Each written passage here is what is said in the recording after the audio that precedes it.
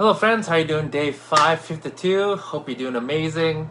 Back on Facebook Live. Hopefully I can save this one.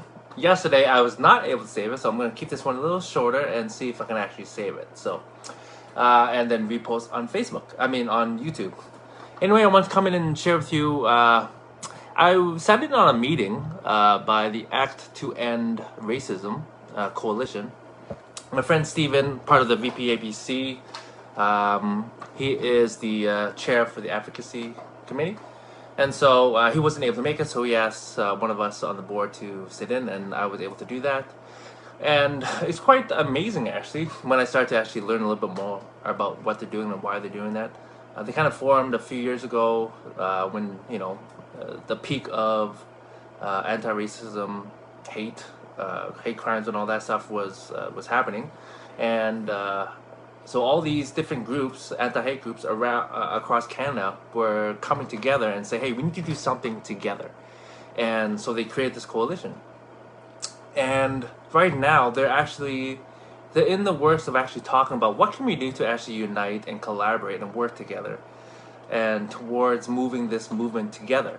And so today's meeting was more about finding out, does it make sense to actually do this, and how do we move forward? What's our vision and so forth? And so I was very fortunate to be able to sit in on it and just listen, really to try to understand what they're working towards, because I kind of came in with no background at all of what actually they're working on. So but yeah, just it's great to hear what the plan today. They were just talking about, okay, well, they talk about creating a steering committee, which would involve people from different countries. It's mainly focused on Asian, so like a couple people from the Vietnamese community, from the Filipino community, from the Chinese community, and so forth, and just kind of all across Canada working together. Okay, and then just collaborating. Okay, what resources can we create together and share with each other all across Canada so that we can unite and actually make our efforts count more. And of course, if they're going to go through with this, they're going to apply to the government with regards to asking for money to help fund their efforts. Because at the end of the day, I asked a couple questions like, do you think it's intentional, the government or people in power that don't prioritize the Asian groups when it comes to certain things? And they just basically talked about how long it's been that Asian groups have been oppressed and not really looked at with priority.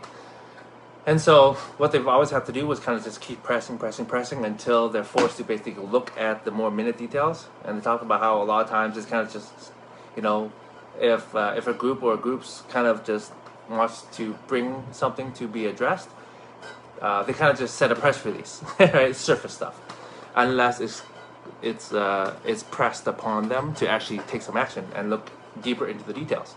And so we got into another part of the conversation where this is where it hit me a little bit more on how important data is for them.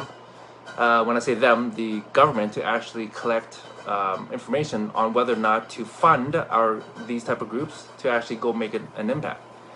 And so, oh crap, let's give me 1 sec. Yeah. Okay, I'm back. Just had something on the stove. And so part of it is the government needs to know that if they're going to fund these anti-racism groups and help them create a positive impact, they want to know, are we actually going to use them?